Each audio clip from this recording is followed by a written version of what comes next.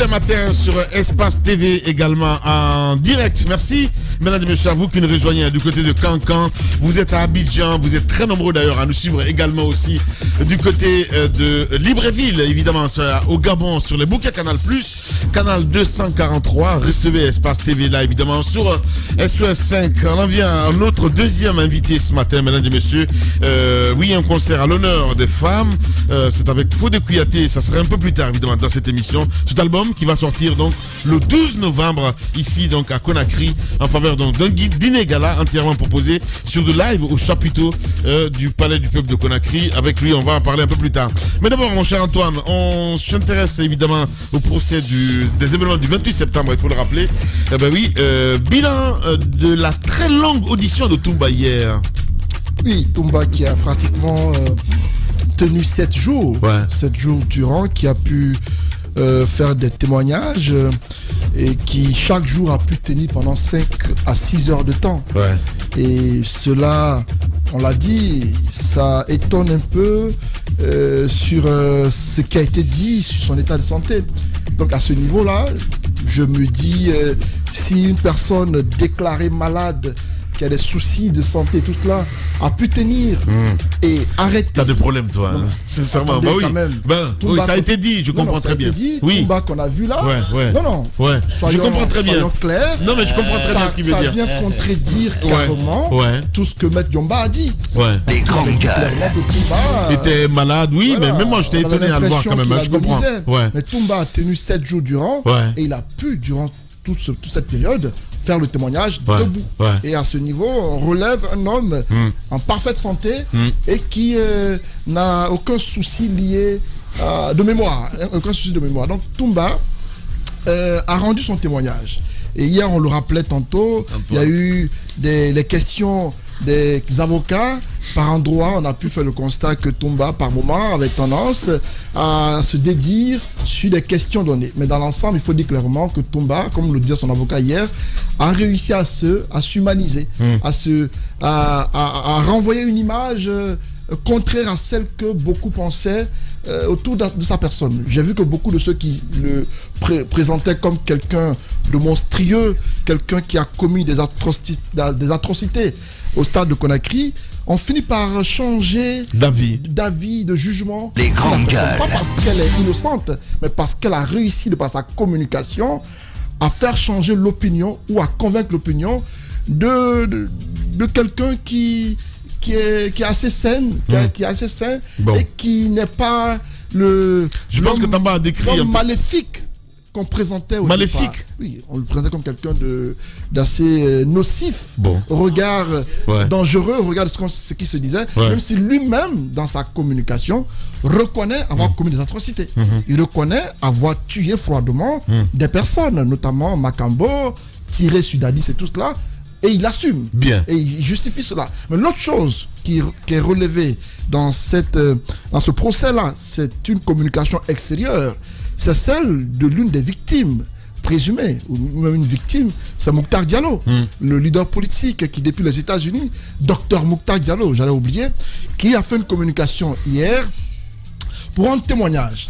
Il a témoigné de ce qu'il a vécu au stade. Et tous ceux qui ont un peu analysé sa communication disent qu'il a dédouané Toumba. Parce que son témoignage semble corroborer avec ce que Toumba a dit. C'est sa version des faits. Oui, sa version des faits. C'est-à-dire son témoignage semble corroborer avec ce que Toumba a dit. Moi, dans ce que j'ai lu, c'est vrai, il y a des parties qui semblent être exactes avec le témoignage de Toumba, sauf que lui dit qu'il n'y avait que Fall, Sidia et lui qui ont été sauvés par Toumba. Alors, les grandes gueules. Ajoute avec eux Jean-Marie Doré, ce qui n'a pas confirmé. Bien. L'autre chose qu'il dit et qui est contradictoire, laissez-moi finir la mine, c'est le groupe qui accompagnait Toumba Diakité. Mokhtar dit qu'ils sont venus en groupe et les militaires ont dit voici les bâtards. Bon, excusez-moi du terme, c'est ce qu'il a dit. Je suis contraint de le dire comme ça. Il a dit, parlant des leaders politiques qui étaient sur une tribune déserte, il dit ils sont là les bâtards. C'est comme ça il a dit. Et donc, parlant des leaders politiques. Et lorsqu'il a dit ainsi, quelques-uns parmi eux ont foncé vers les leaders en vue de les agresser. Et Toumba leur a tendu la main en vue de les sauver. Mais dans sa communication, on voit clairement que ceux-là qui accompagnaient Toumba étaient ses hommes. Bien. Et Toumba, dans son témoignage, a dit qu'il était seul avec Foromo. Ce qui, à mon avis, contraste avec ce témoignage. Et donc, à ce niveau-là, je me dis, ça ne sort pas forcément d'affaire Toumba. Et je pense que ce sont des témoignages qui, c'est bien de les faire publiquement, mais ce serait bien de les faire devant le tribunal. Parce qu'on commence à dire que Mokhtar a eu 2 versions dans cette affaire. Et qui semble être contradictoire. Merci beaucoup. Allez-y, Diba, ton analyse là-dessus. Alors, Toumba a bénéficié du verdict du public. On attend le verdict du tribunal. Du tribunal, oui. Ouais. Le verdict du public, Toumba, il est innocent. Ouais. Toumba a été jeté en pâture. Ouais. Toumba, c'est un sage. Même si c'est un tueur. Voilà, même si c'est un tueur et tout ça. Et il fait des versets coraniques. Coraniques et tout. Donc, chacun a trouvé son compte dans sa communication. Ouais. Une communication globalement réussie. Et puisque déjà, il est arrivé à déconstruire dans la tête de beaucoup de gens l'image qu'on avait de lui. Et éventuellement, en termes de communication, on part d'inside. Il a touché l'inside de beaucoup de Guinéens. Puisque aujourd'hui, beaucoup de Guinéens trouvent Toumba comme un héros et une personne qui a été jetée en pâture. Donc, il a touché l'inside du public. Et aujourd'hui, il a la sympathie de beaucoup de gens. Ouais. Là, il a réussi à le faire. Maintenant, sur son histoire, il faut rappeler aussi qu'il a travaillé son histoire. Il a travaillé son histoire. Dans sa communication, on a comme l'impression c'est plusieurs années d'exercice. Et donc, on a tout fait pour l'amener à sortir des chantiers, à sortir du terrain. Mais il se démerdait, il se démêlait à ne pas sortir du terrain. Donc, globalement, moi, je trouve qu'il a fait une communication, une bonne communication, même s'il y a quand même certains avocats, tels que Maître Pépé, Maître Béa, sont arrivés à un moment donné à le secouer. Et ça, beaucoup ont témoigné. Mais globalement, pour moi, il a fait une communication. Maintenant, est-ce que Toumba, il est venu avec ses hommes au stade? Est-ce qu'il faisait partie de ceux-là qui ont bastonné des leaders? Tout ça, la justice va le faire. Mais dans le témoignage de Mokhtar Diallo, ça corrobore ce que Toumba dit. Il a dit, je suis venu, j'ai dit, venez. Il a appelé les leaders. Et c'est ce que Mokhtar a dit. Il les a accompagnés dans sa voiture. Ensuite, il est reparti. Et Toumba, lui, dans sa communication, il dit, quand je suis reparti, j'étais allé chercher Cellou Dalein. Et quand je suis venu, il était étalé au sol. Pour moi, il était mort. Donc, il a son expression onomatopée là, qu'on reprend aujourd'hui. Après, il est reparti dans la voiture, il a pris le chemin. Donc, la partie aussi, là où il dit que Marcel a sorti des grenades au niveau de la clinique Ambroise Paré, effectivement, Mokhtar encore revenir sur cet épisode. Là où Mokhtar aussi corrobore ce qu'il a dit pour dire, il y a Marcel qui était venu, qui avait dit, si vous ne sortez pas les leaders, eh bien, je vais dégainer. Et que Toumba et Kegboro sont arrivés à le parler, à le dissuader, mais n'a pas compris. Donc, il a pris les mêmes leaders pour les envoyer au niveau du haut commandement de la gendarmerie. Toujours dans ce récit, Mokhtar, quand même, a pu ce qu'il a dit, et plus loin sur le cas de Kegboro, puisque beaucoup disaient que Kegboro, qu'est-ce qu'il faisait là? Mokhtar aussi a témoigné pour dire qu'effectivement, que lui, en personne, n'a pas vu Kegboro agresser quelqu'un au stade, et qu'il aurait vu Kegboro porter Jean-Marie Doré. Ouais. Donc, je pense que ça, quand même, ça apporte de l'eau au moulin des deux hommes, même si, une fois encore, je dis que c'est à la justice aujourd'hui de trancher dans cette affaire-là, mais l'un dans l'autre, je crois que Toumba, à mon avis, a fait une communication qui a réussi, parce qu'il est arrivé à présenter une autre image de lui, celle qu'on avait de lui, et celui qu'on a découvert aujourd'hui, il y a un fossé, il y a un décalage. Même si on oublie très vite en Guinée. Allez-y, Mafoudia Bangora. Alors, puisqu'il s'agit de résumer, je ne vais pas rester sur les détails, mais ce que je veux dire, c'est que Toumba nous a amenés dans une autre dimension dans ce procès. Avant qu'il ne parle, on avait vu Kegboro, on avait vu Marcel qui ne disait pratiquement rien, mais là a pris la parole, ça a changé tout. Et moi je suis convaincu que ceux qui viendront après Toumba sauront quoi faire désormais. Lorsqu'on donnera de nouveau la parole à Marcel, ce n'est plus un Marcel rejetant tout qui va prendre la parole. Il sera obligé de se défendre parce que Toumba a joué carte sur table, que ça soit vrai ou pas, mais il a parlé et justement... Sauf que c'est pas l'opinion qui juge. Non, c'est ce que je dis. Qu'il dise la vérité ou pas, en fait, ce que je retiens, c'est que lui, au moins, il s'est livré. Il a pris le temps de dire beaucoup de choses. À nous peut-être de faire notre conclusion, mais toujours à la justice de décider plus tard. Mais quand même, il est parvenu à changer cette image. Et je pense que tous ceux qui vont venir après Toumba viendront avec une prédisposition comme quoi faites attention, ne rejetez pas tout, sinon ce que vous ne direz pas, l'autre le dira et ça risque de vous emporter. Ouais, bien dit, Mafoudia. Allez-y, Thomas. Alors, mine de rien, Toumba vient de dessiner le cheminement, le canevas de tout ce qu'on entendra dans les jours à venir. Les gens, au lieu de raconter leur version de ces événements, ça va être une réponse à ce que Toumba aura dit. Donc, c'est lui qui va donc focaliser, justement, il va concentrer. Il a donné le temps. La ligne, carrément, il a dessiné le cheminement, le sillon de ce procès. Ça, c'est une première chose. Mais deuxièmement, ce que cette longue audition de Toumba nous enseigne, Lamine, c'est encore la confirmation qu'en matière de prise de parole, en matière oratoire, le contenu importe moins. Évidemment. Ce qui compte le plus, ce sont les émotions que l'on réussit à créer. Ouais. La connexion que l'on établit entre celui qui parle et ceux qui écoutent. Ça la nourrit. Ça va aider à cette démarche. Même les est-ce que juges... justement, c'est ça la question. Est-ce que ça aura un impact sur les juges? C'est là que je veux en venir. Oui. C'est là que je veux en venir. Ouais. C'est là Les que je veux en grandes venir. gueules. Il a gagné la bataille de l'opinion, on ne peut pas le dire de mille manières, pour le moment. À ce niveau-là, l'opinion lui est acquise, une grande partie. Ou si vous voulez, il y a quand même autour de son propos 2 opinions désormais. Quand il y avait encore au départ une seule au sujet de Toumba le noir, celui qui ose abattre, celui qu'il était censé protéger, Toumba désormais, c'est l'homme qui connaît Dieu, donc le Coran, c'est celui-là qui sauve des leaders politiques. Toumba le médecin cultivé qui nous parle même de Mendeleïev, qui nous parle de la constitution du noyau, des atomes, protons, neutrons, tous ces cours qu'on ne savait pas. Toumba, c'est carrément quelqu'un de nouveau, un homme nouveau désormais qui sort.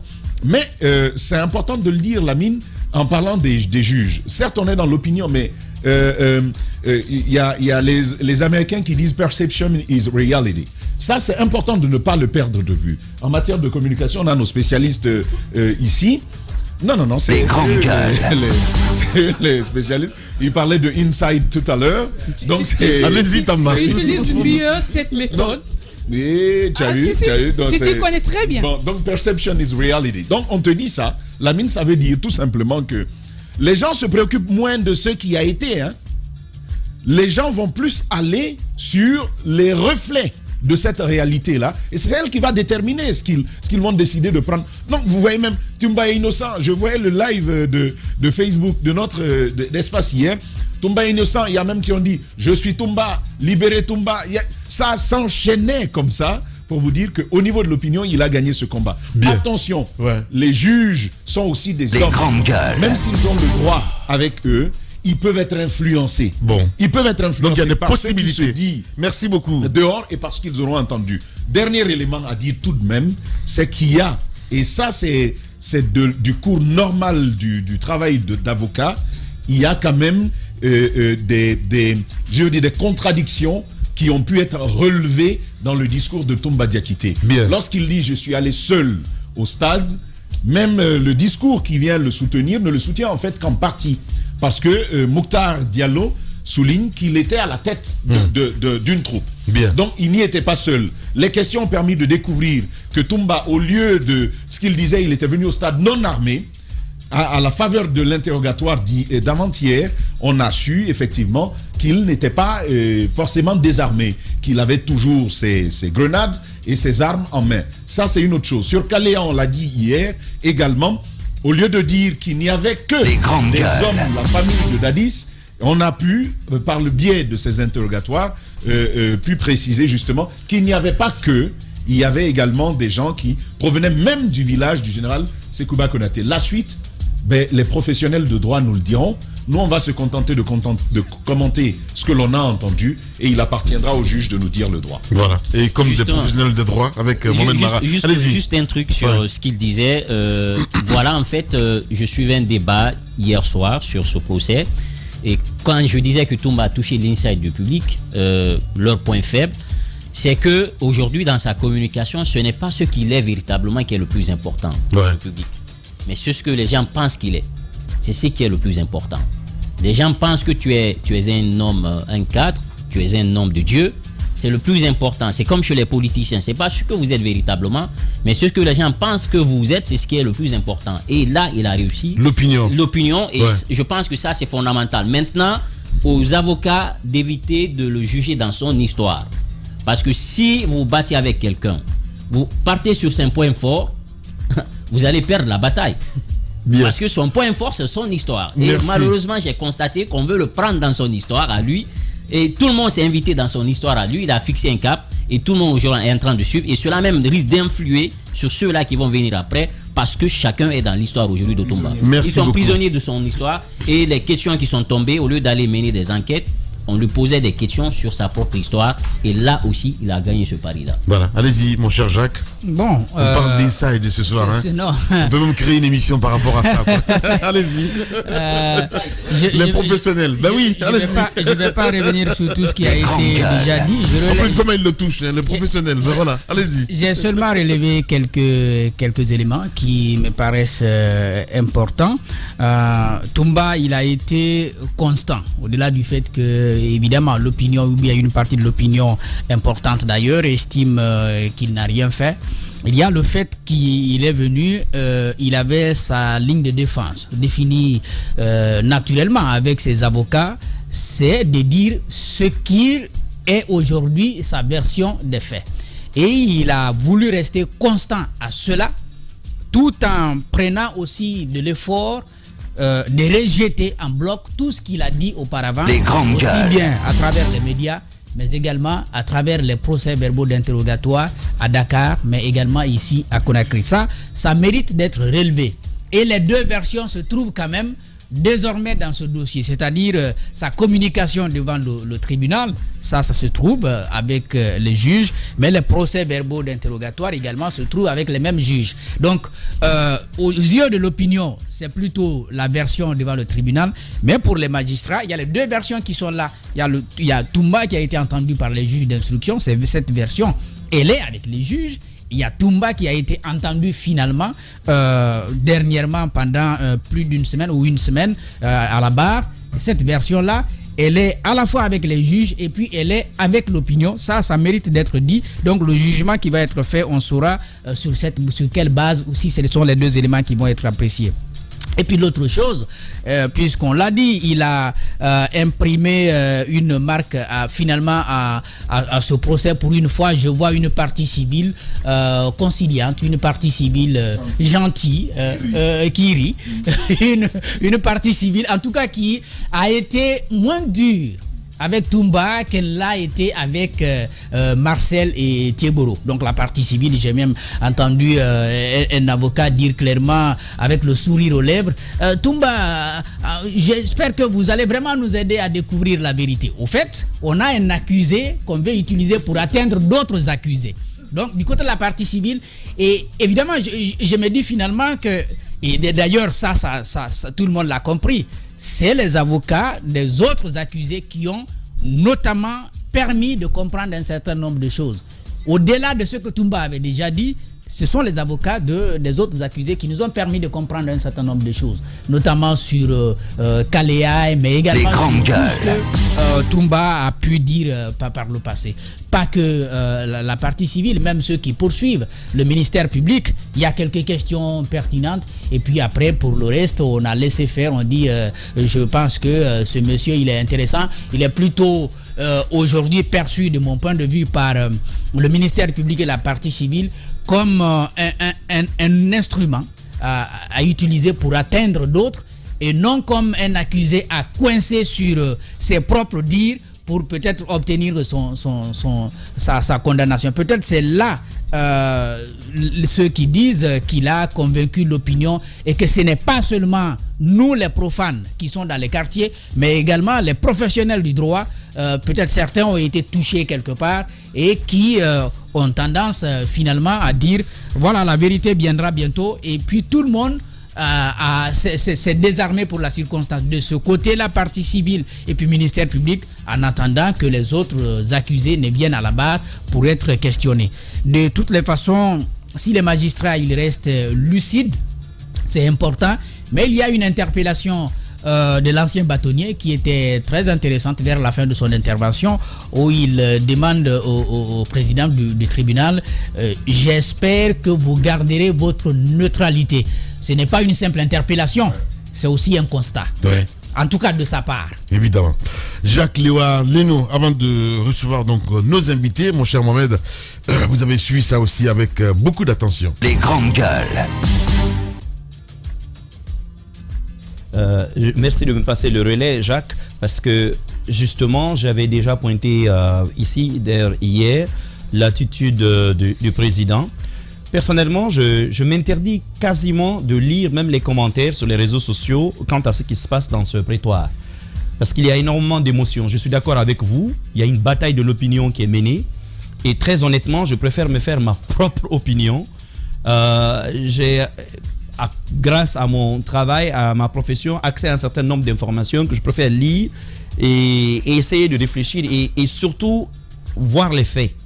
La première des choses qui apparaît, pour moi, c'est la faiblesse, si vous voulez, et ce qui me semble être l'impréparation des avocats de la partie civile dans cette histoire.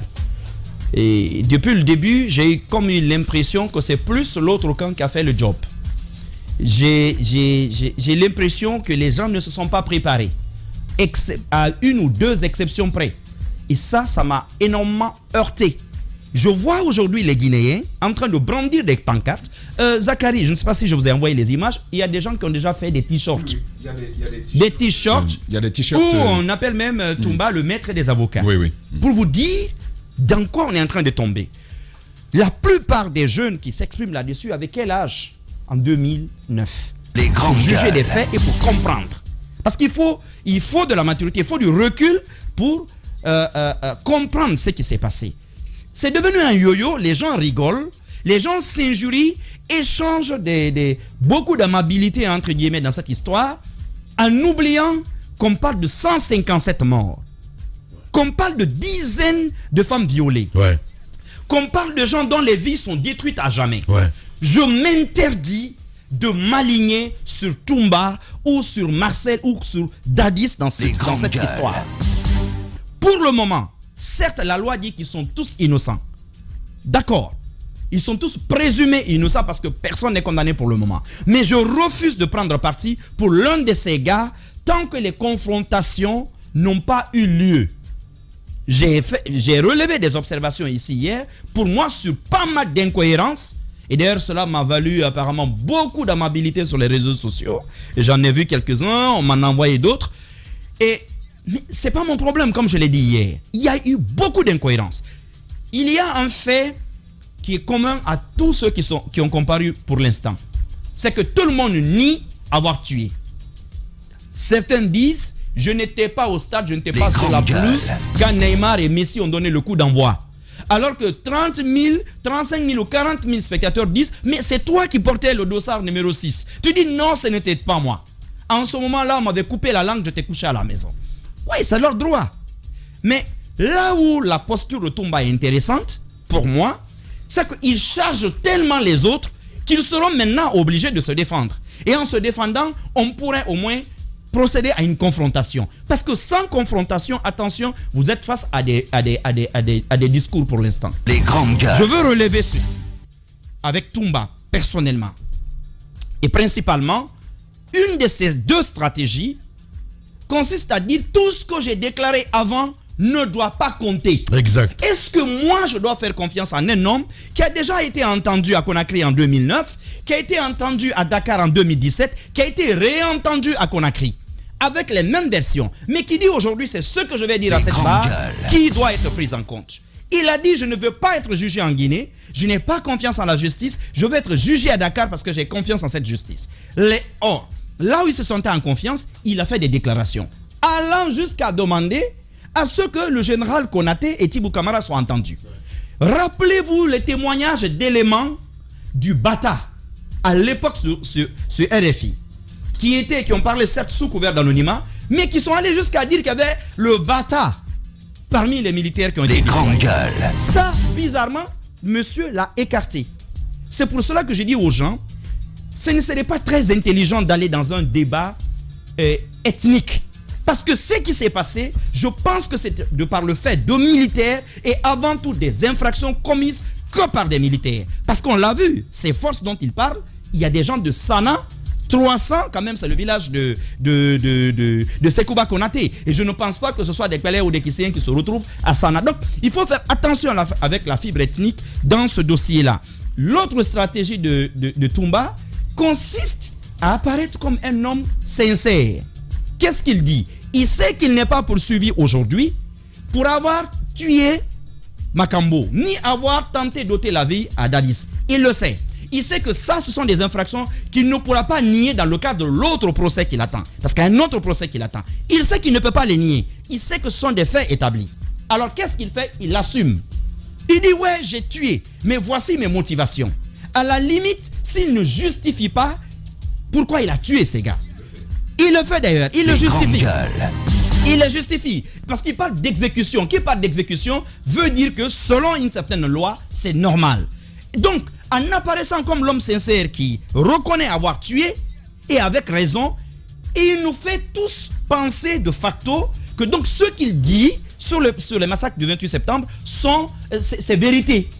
Donc là-bas, je reconnais que j'ai tué et on se dit tous, oui, s'il a reconnu avoir tué à Makambo, c'est qu'au stade, il dit n'avoir pas tué, alors ça ne peut pas être lui. Mais on oublie tous que dans le film, je vais terminer là-dessus, des événements du 28 septembre tels que cela a été fait à l'époque, relisez tous les films, réécoutez les directs des radios, tout ce qui a suivi pendant 2-3 semaines, un fait a été établi. Au départ, souvenez-vous, une manifestation qui a été interdite, on déclare journée fériée parce qu'on ne veut pas que la manifestation ait lieu. Dans un premier temps, c'est Keboro et ses forces qui arrêtent les leaders. Il échoue à les empêcher de venir. Il était devant la Fondis, en face de la Fondis. Il échoue à les empêcher de venir au stade parce que des groupes de renforts sont arrivés du stade. Les hommes politiques sont portés en triomphe dans l'enceinte du stade. Derrière, c'est Dadis Camara qui s'énerve et qui menace lui-même d'aller au stade. Keboro l'empêche d'y aller. Comment il s'appelle? Toumba l'empêche d'y aller. Mais Toumba, et dans le témoignage même comment il s'appelle, le dernier de Mouktar, là-dessus il est constant. Toumba arrive avec un groupe. Bien. Toumba a toujours nié qu'il était avec des hommes, mais il est établi dans tous les premiers témoignages que Toumba est arrivé avec un groupe. Or ça, c'est la donne qui peut tout changer. Ce groupe-là, est-ce que c'était exclusivement ces hommes? Ou bien, comme il le dit, il y avait aussi d'autres groupes, notamment de Sekouba, qui étaient plus... Non, son groupe, en réalité, c'est Marcel. Bien. Les deux ne s'entendaient pas, mais c'est le même groupe, en fait. Mais il parle d'autres groupes tels que ceux de Sekouba qui étaient déployés dans la ville. Et il dit qu'il y avait des rapports circonstanciés. Pour lui, dans ses premiers témoignages, vous avez comme l'impression que Sekouba a quitté la ville pour ne pas être simplement, qu'on ne dise pas qu'il est impliqué, mais que Sekouba coordonnait ses troupes à partir de la forêt à travers Tibou Camara. Voilà, vous êtes chez la juge. Dans un instant, notre invité